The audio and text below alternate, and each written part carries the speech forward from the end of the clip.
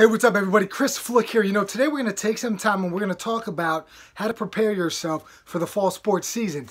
As you can see, my boy Linus here, my cat, he's interested in this topic. He's going to be sticking around. Now, this is what's really important is we don't know what's going on. So right now, as a coach, as a parent, maybe even as an athlete, check in on your teammates, make sure everybody's good, not only physically in the sense of being ill or not, but also mentally. How are they doing? Are they hanging in there with all this time spent at home?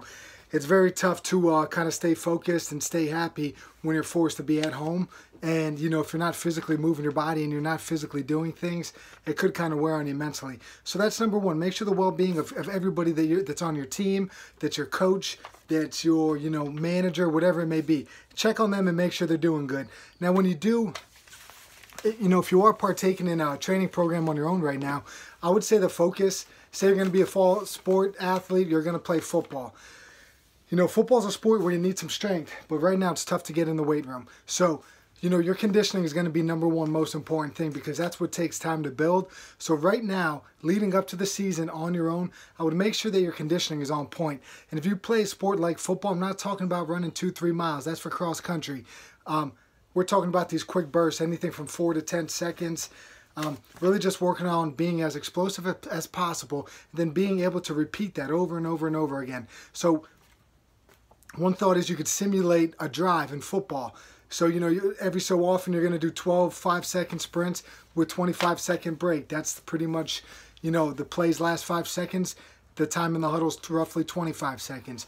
5 on, 25 off, 12 reps. Take a 6-minute break because now you're on defense. You don't play defense. You get to breathe and recover. All right, 6 minutes is up. You get back out there, you're fully recovered, and you run hard then for 15 reps because that's going to simulate a 15-play drive. These are some ideas that you could do and implement into your training that are going to get you in shape for your sport, not in shape for cross country, right? So we got to keep that in mind. If you're at home right now, conditioning, number one. Keep your body conditioned. It's going to help prevent injuries, and you're going to be able to catch up with your strength stuff. Anywhere from 2 to 4 weeks, you're going to be getting great gains in the weight room. You might not be where you were before, but after 2 to 3, 4 weeks of training, you're going to be close to that point. You're going to be at about 90%.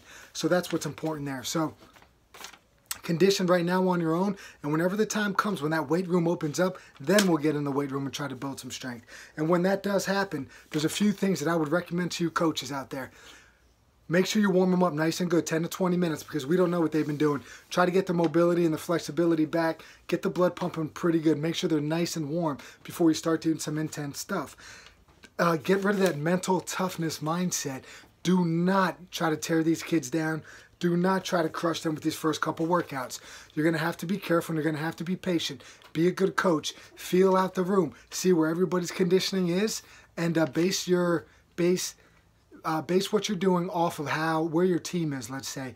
So let's go in there. Let's say that in the normal months in the summer, you're going to be working at 80% of full capacity. With this COVID stuff going on, coming off of quarantine, you might only be at 50 or 60% of what you want to do.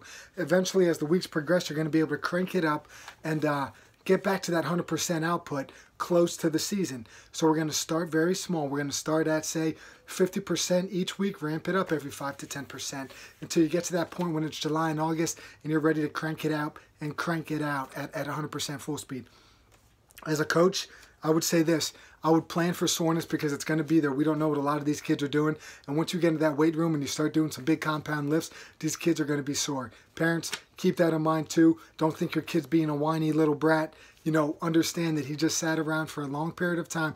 It wasn't necessarily his choice. There was only so much he could do. Once he gets introduced to the weight room and he starts jacking some steel, he's going to be sore from it, all right? And then lastly, as a coach, like I said, you're going to have to use your good judgment and see where everybody's at. But at the same time, you're going to have to talk to these kids. You're going to say, hey, how was your training? How are you feeling the next day? Don't just ask 1 or 2 of those hard-ass kids. Ask everybody. Try to get a good feel for the team. Try to get a good feel for how everybody's training. So, like I said, what do you do now? You keep your conditioning on point. Make sure you're in shape so that whenever the time comes and you're able to practice and train, it's not going to be an issue with conditioning. That's what you need to focus on right now. Strength is going to come quickly. And then coaches here. As you get back into it, let's say your 5-week plan looks a little bit something like this. In a normal year, let's say you're going to do 50% let's just say you're going to do some 50% of your work. Then you're going to crank it up to 70%. And then week 3, you're going to start, this is if everything was great. You're going to start working at about 90 or 100% in week 3.